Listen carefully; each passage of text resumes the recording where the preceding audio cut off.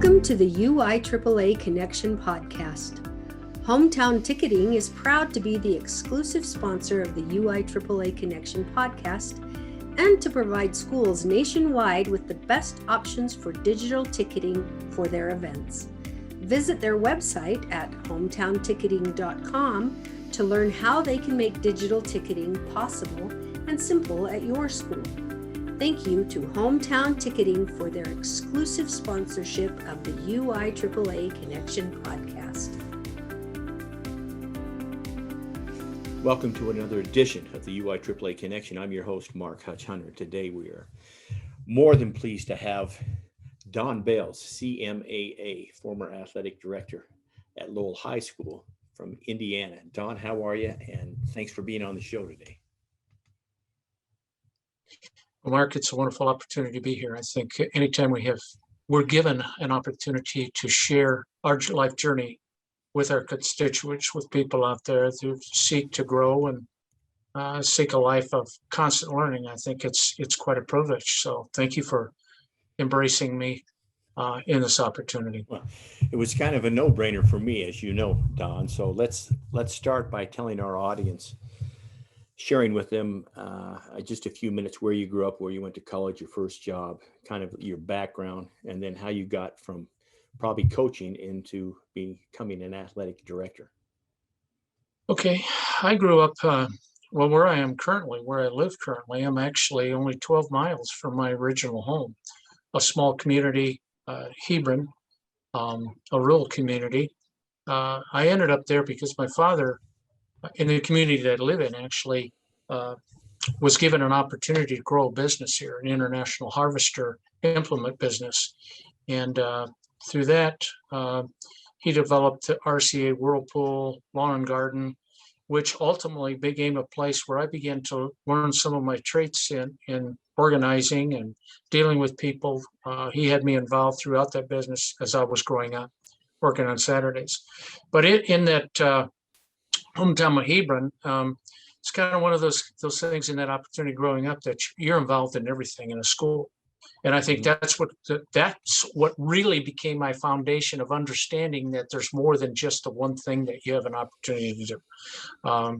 I had some real role models that I really followed, some athletic role models, Bob and Bill Smock, who went on to the University of Indianapolis, that its current call at that time was called Indiana Central College. And they were involved in everything in our school, and which I ultimately became National Honor Society, Student Council, 3 sports, baseball, basketball, track, and they overlapped during that time. And through that influence that Bob and Bill, I went on to Indiana Central College, and I decided I wanted to go in the profession of teaching, of education. I guess it was the relationships that I had. I had good experiences being involved in several different opportunities. And I think that's valuable to understand that when you're involved in something, it's not just about the choice to be involved, but it's about the experience with others. I think it leads you in a direction that you wanted to go. And it was from there that during that time, I decided I had a principal, a gentleman that came to my dad's store one time, and he called me in my dad's office, and he said, "What are you majoring in?" I said, "Social studies." And he said, "There's a dime a dozen for social study teacher out there. Do you have any interest in math? Do you have any interest in science?" And I said, "Science, I do."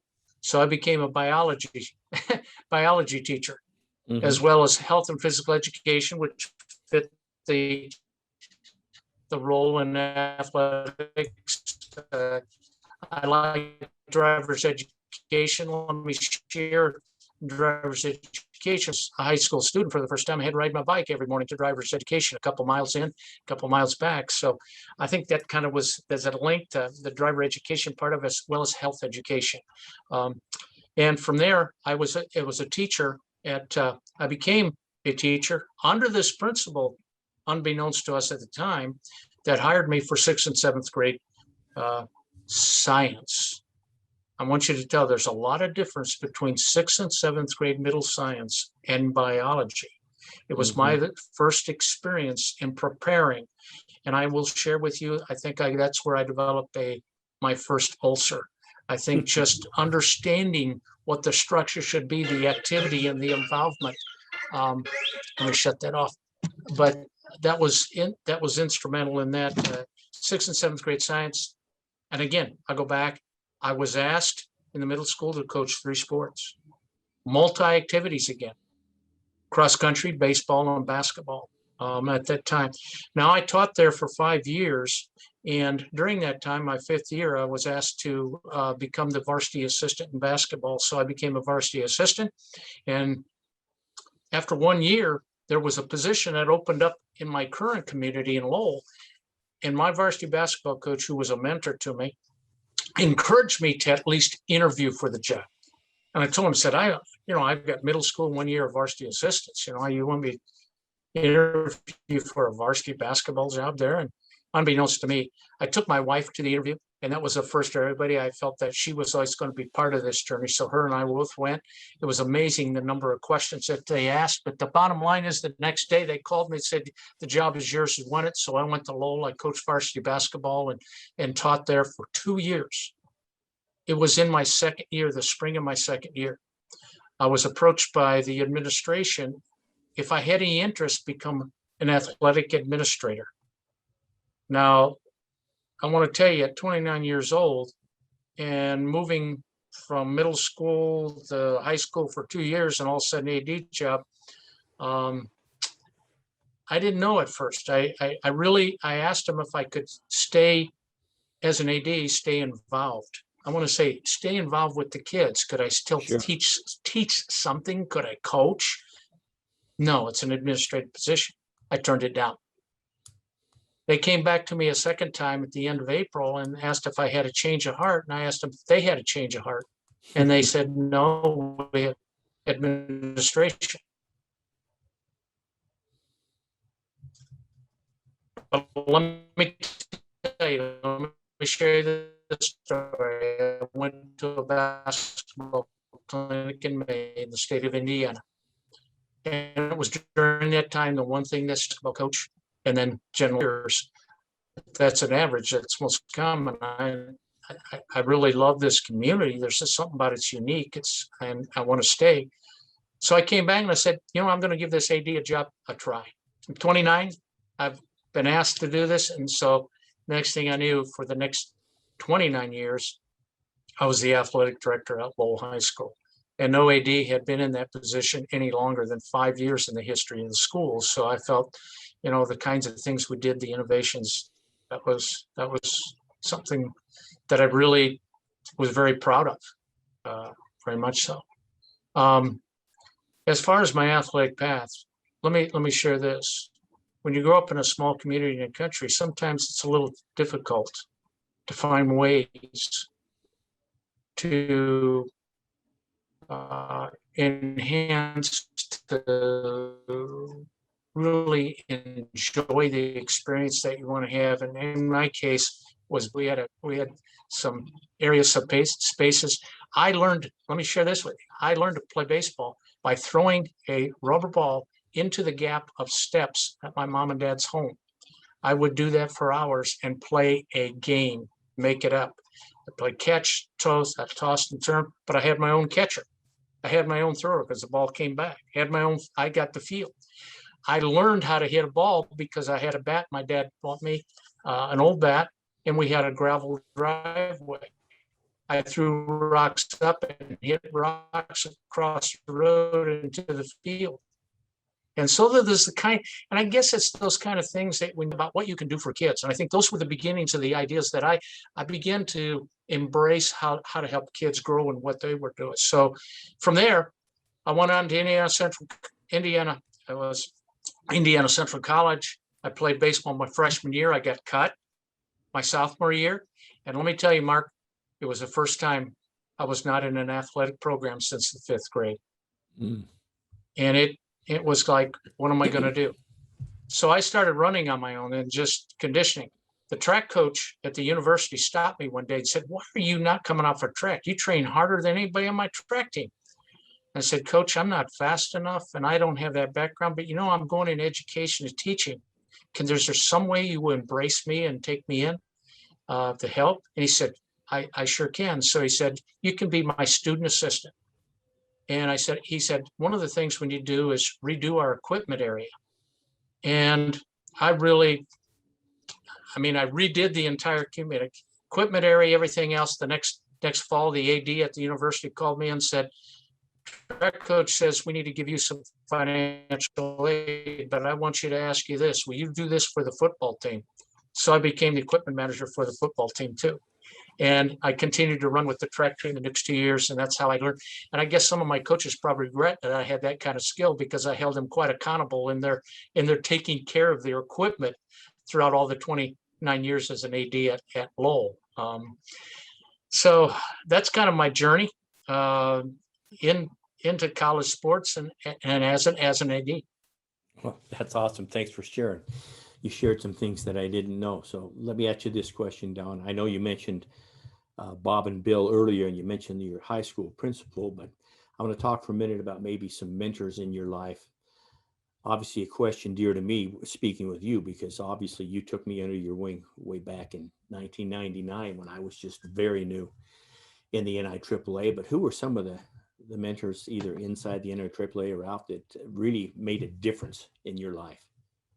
Well, I'm going to tell you right off the bat, when you talk outside the NIAAA first, and few would maybe say this, but because they live with them every day, but it's my wife. Sure. She was well organized. She was a tremendous teacher. She had a great relationship I saw with her kids. She invested in that in her preparation. She was calm. Her calmness allowed her to have a great perspective. She was passionate about her classroom preparation. She had a great love for Christ, and she helped me understand what that did in my life, and that had a great impact, and she shared it with me. And one thing she taught me is what family sharing time is all about, what it should look like, even in the life of an AD. She kept me connected there. I'd say the second person outside the NIAAA has been my best friend for 49 years, Ken Wirtz. I met Ken my second semester of my freshman year at the university at Indiana Central. What's unique about Ken is, even though we're friends, he's always the devil's advocate. He's always when I share a story, he's got that guy, better be ready, because he got a question. Well, why did you do that? He's challenging me all the time. And at the end, he follows it up after we've had a conversation, whether real intense or whatever. He's always saying, hey, one thing I liked about you is, and he would go on to be very encouraging. And so he had that knack for challenging the decisions, the innovations, and he was a confidence booster, as he also showed me the love for teaching and how he connected students. I will share the third person outside. There's my dad. Tell you what, my father, it was getting up at 7 o'clock on Saturday mornings. You go to school a week, you think you got to sit, no, it's 7 o'clock, you're going to work with me, and we're coming home at 5. But it was during time. My dad just didn't give me one position during those years. He taught me how to do inventory. He involved me in the sales of parts. He involved me in service of equipment. He involved me in delivery of parts to homes and building relationships with people. So it was a multi experience. And he never said, I'm doing this, but he said, you need to do this, and we're going to have you do this. But with that, he was a stickler for time. I'm telling you, he would say, if you are not 10 minutes early to a given assignment, you are 15 minutes late. Now figure that one out. That was his line, though. And he stuck to it, and he expected you. The other thing is, he never wanted excuses. He helped me understand, you be accountable for your decisions. When you learn to be accountable, then you don't waver. Then you look how you should invest in it. You look to see what should be part of that decision. You don't make a decision until you've got some information. and that's the way he was. He also was a risk taker. Mark, I shared with you that he started a business. My Yeah. father didn't have a nickel in his pocket when he started a business in 1959. And he grew a business that became very, very lucrative. I mean, he didn't have anything, but he was a risk taker. And he knew that. The next person is my mother. And here's the part of teaching that is important. She taught us that reading is important. She spent a lot of time. We were reading so frequently with her. She would sit down and we had to read a book every night, something of some kind. And we saw the love that grandchild she had, the time she would take, she would go to every event. She just was invested in kids and what that meant to kids. And she would talk about what it meant to her. That was instrumental and it still is today when I think about the investments I had with kids, student athletes, and the investments I have with my grandsons now, and finding that time to end. Now, I will tell you, within the NIAAA, one of the persons that going way back, and it was when I first got on the board, was Jim Watkins. And I'm not afraid to say that. I had no idea how much this guy started with the NIAAA in 1977. And in 1994, when I was with the board, Jim was there, and I never knew all the things. But when I saw him, Jim Teff and Dr. Olson begin to put together what now has grown to the Professional Development Academy, Jim was so key in, he taught me about listening a little closer, about there's a lot of ideas out there, but at the end, you ultimately got to put it together. And it wasn't just that. Jim today too, when someone has a situation, let's make a phone call. So it's not just about the job, it's about how important people are. And Jim was a mentor in that kind of way. And there's so many with the NIAAA family that I think about. I think about a Bruce Whitehead, who I worked with as an AD, and how I got to know him through our state organization because he was from Indiana, and I got to see how he led. I mean, he was ambitious. He never stopped. He was relentless in what he did, no matter if he had and those kind of things just, they were part of my nature. And I thought, boy, I love being around people like that. Mark, we were very fortunate because we had people like Jerry McGee, who encouraged me to become part of kind of the AFERD organization. Look where that took us when we got with AFERD. We developed what today is the Quality Program Award. Absolutely. I mean, who would have thought in 2005 when we sat there and we were challenged, hey, 8 UADs haven't submitted anything that's new or innovation. And then we sat at an awards program and we had an idea and we grew it with Dr. Olson, and look where it is today. So you look at those kinds of experiences, and I got to share that with you, and we got to see that grow. We didn't know that at that time, but look how big it is today. In fact, let me add, I'm overwhelmed with the number of QPA projects this year for some reason. There's there's lots of them going right now. And I really want to go outside the organization one more time, and I want to give my very first principal some credit. That man would come to my classroom, he'd watch, he'd call me in sometime later, and he never said, this is what you did, or this is what you did. He would always have questions that said, what did you think the experience was like for your kids when you did this? What were you looking for? Is there anything you would change? Here are some suggestions. What do you think about these? He taught me about without saying, this is a script. This is the way it's got to be. That was a key leadership moment. Well, thank you. Thank you for sharing that. You talked a little bit about what has now become the QPA, and before that, you talked about the Professional Development Committee. I want you, because if we go back to 2005, there was no professional development committee. We had plenty of leadership training courses, but speak to our audience a little bit about how that came to be. And of course, it includes Ed and Sherry with the certification in, obviously you and Jim, and used to be Dr. John and many others. So explain how that is and exactly how that works now for the younger ADs out there. Okay, when leadership training started, we eventually in Nashville, we presented 4 courses that were developed. Dr. John, Jim, and Jim had put those together in Nashville. They became very popular. But let me go back before that. One of the important concepts of developing the leadership under Frank Kowalewski's guidance was the fact that we needed to find how could we grow leadership so they would invest in other people. And how could we do that leadership invested within the NIAAA organization? So we had to have some type of program that would help people realize how influential the athletic administration job was, how broad the topics it covered. And that's what Jim, and Dr. John began to do.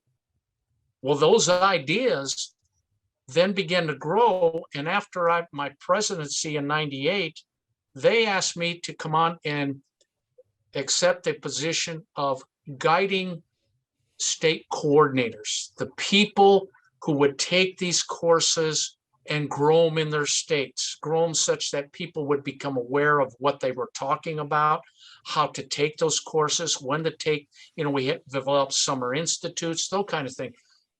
Well, we know today how big that's grown.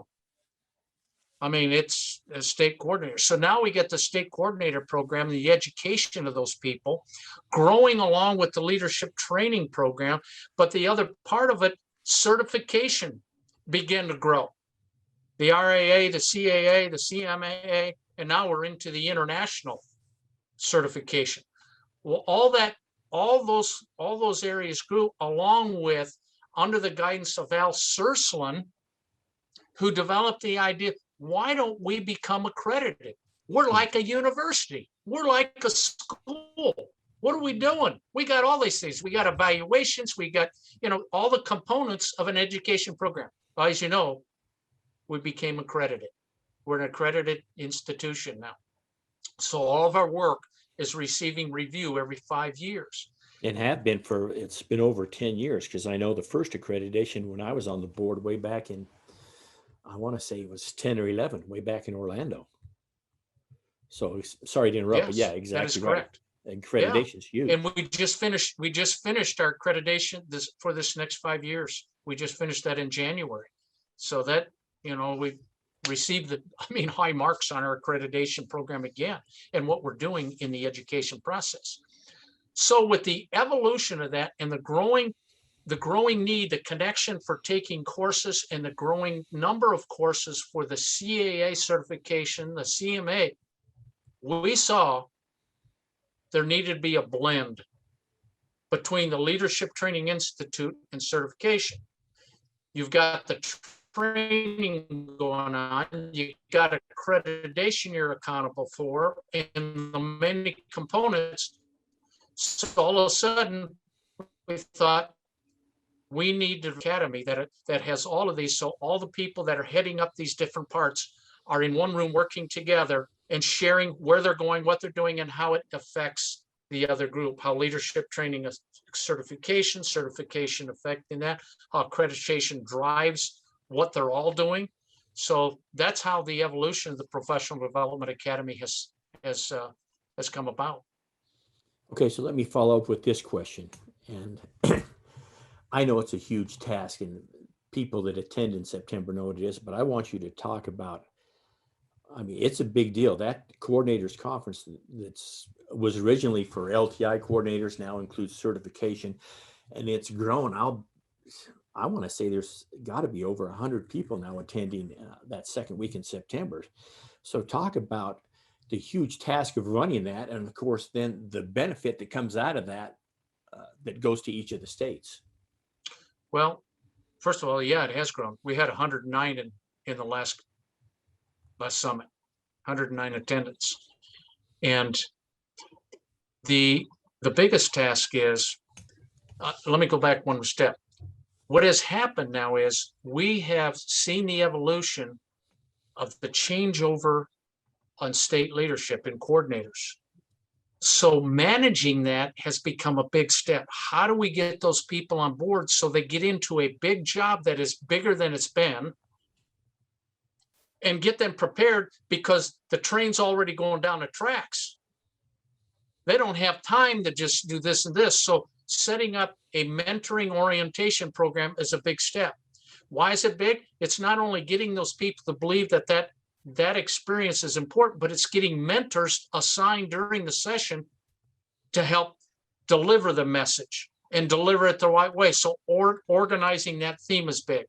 The second component is, because we all are experiencing this, is the technology part. Oh, yeah. And how do we help coordinators in their jobs become better with technology? But it's identifying, here's the part that's it. It's identifying two things. What is it you're seeking in technology? What is it you don't know yet? And then second of all, who are the people capable of delivering it? Sure. So getting that, I can't tell you, that's a challenge.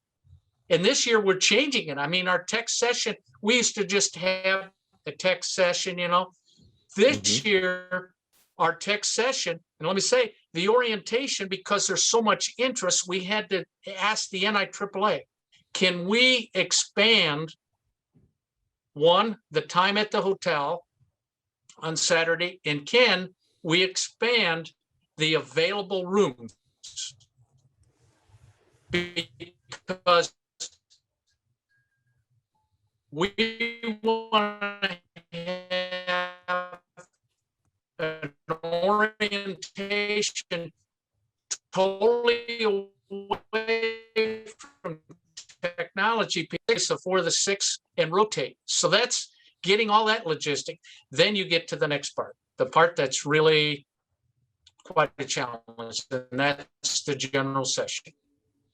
The general session is, okay, we're driven by the event, and this is trying to get this point across to all coordinators attend. What are we missing? What do you want to see? How do you want to see it delivered? Who's got a story to tell? Who's got an experience that can really benefit the growth of our coordinators? So getting everyone to feel confident in themselves and give us those kind of sessions that we can really enrich the experience. It's not both the experience just as a coordinator. We're trying to look at it as a personal experience too, growth. So we're trying to blend that in the summit. But realize, and you know this, Mark, when we started 4:15 on Saturday, and we're done at 11 o'clock on Monday. We packed that thing with the number. I mean, we just got to be right on target. And how do we can only continue to estimate the amount of time that it takes. So the preparation for that is, it takes a lot of time. And I'm going to right now today, I'm going to shout out to Sherry Stice. And why did I do this? I had to have open heart surgery this winter. And I knew with that could stand in the way for us continuing to be able to do the things we want to do, especially for our February meetings. So I took it upon myself to communicate with Sherry, and she has helped me with her wisdom and her experience. We have built this 2021 summit together, and it continues to evolve. In fact, with her help, we're closer to having a final product than we have in the history of it. I mean, we're ready to really shout to the board in July, this is where we're at, maybe make some tweaks and those kinds of things. We do have to get a few more personnel on board, but we're close. But all of that's so important to work together. And the other part of it, she's on the certification side. So that gives us that blend of certification with LTI that we want to have in that summit. And we want that experience for a coordinator to go back and be able to share the best of it, back with their state and how can they advance their program or maybe tweak it and turn it a different way. The same thing we do when we all go to a conference. We want to walk away with just at least a couple ideas. And then the final part is, Mark, the evolution of our new courses. We have 2 new courses and trying to fit them in. We rely upon the coordinators, and we have told the authors right from the beginning that don't be offended, but you're going to be. It's a tough group. It's a tough group. And that's okay. And I'm going to tell you something. I learned that from Dr. Olson. Dr. Olson always would say, he said, I put on my armor when I go in there, and he developed so many new courses, and he'd come up there and he'd present a new course, and man, he taught us how to take it and grow from it. So we have we're getting that as part of the whole program is so important. And then the final part is new courses that are on the slate. We've got, my goodness, we got 6 new courses that are in the future beyond this, that people have themes and are developing and sharing and getting the coordinators feedback, honest feedback. Is this where we want to go? Is this how we want to present it? Is this the material that should be in it?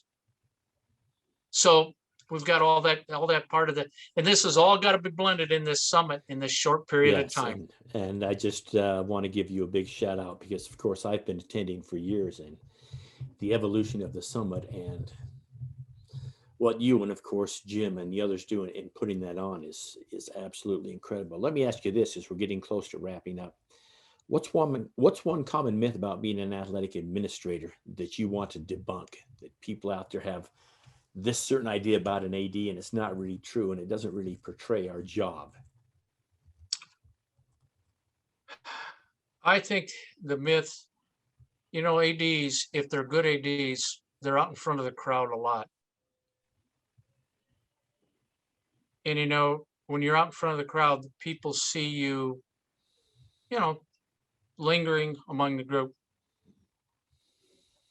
And I think most people who are in athletics have they're in athletics because they're lifted up, they're inspired. Exactly. Right? They're inspired. It lifts their life. It's a new experience. It's excitement. They get to share that excitement, that inspiration. So they see this person out there who, in title, has put together this program. I want to be part of that. That looks like the job I want to do. And the myth is they think it's easy. Yeah, absolutely true. Absolutely true. That's the myth.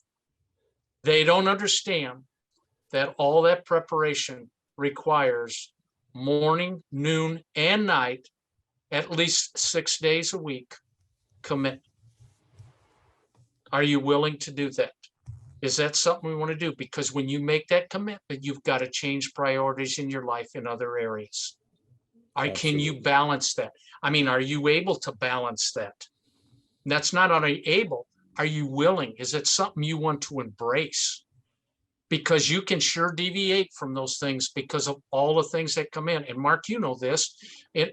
As an AD, if you've got an open door policy in your office, your coaches, because many of them are catching you between their class times, or their 1 hour of prep, or you've got many more people that are not on staff as teachers who got to come in at the most inconvenient times, and they're coming in. And when do you get your work done? That's exactly right. When do you get it done?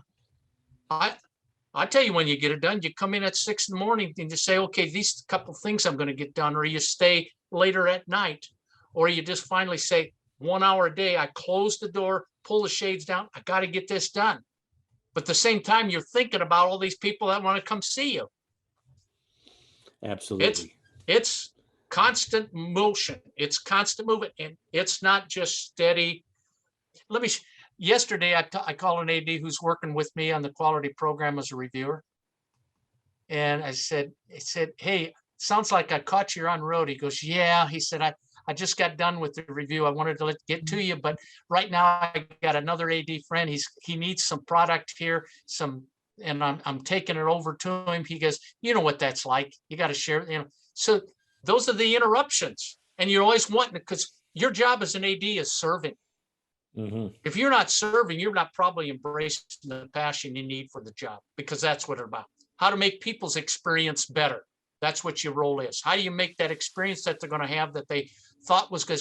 How do you make it better? And how do you get rid of the roadblocks? Your job is to identify those roadblocks.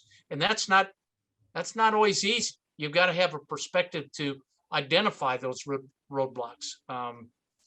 Yeah, that's a great answer, Donna. Thanks so much for sharing that, because I think that's, for those that are listening out there, they should probably rewind that and listen to that again, because it is a myth about how, oh, I just want to be the athletic director, and look, he just gets to stand around, he gets to go to all the games, and it's certainly much more than that.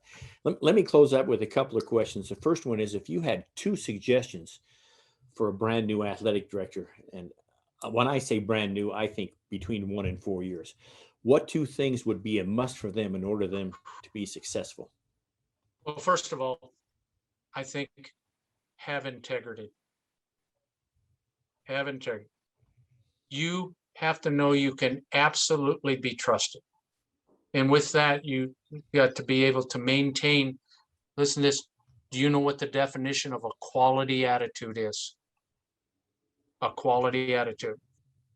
I think the other thing is, find out who has taken leading roles in developing their athletic programs and connect with them. Let them be your mentor. Trust them to help guide you. Someone you can go to when you have circumstances or situations. So you're building that relationship. I think the other thing is, get involved. Don't stand on the sideline. Get involved, with your professional organizations. And why would I have you get involved? Because when you get involved, you're going to meet leaders who are doing things probably the most outstanding ways you can ever imagine. And you're going to come up with new innovations with your involvement. They're going to teach you without you knowing it, and they're going to give you new ideas how you can guide your program. So getting involved helps to grow your learning capacity. And as an AD, you should be not just an AD, you should be a lifelong learner. Absolutely. If you're a lifelong learner, you're always going to find purpose in your day, now and for every day to eternity. That's what that lifelong learner is. So those are things I would suggest. Thank you. Let's finish with this final question. What question should I have asked you that I failed to ask you, Don? I think, I wrote this down. I believe in this. How does an athletic director inspire passion for quality involvement?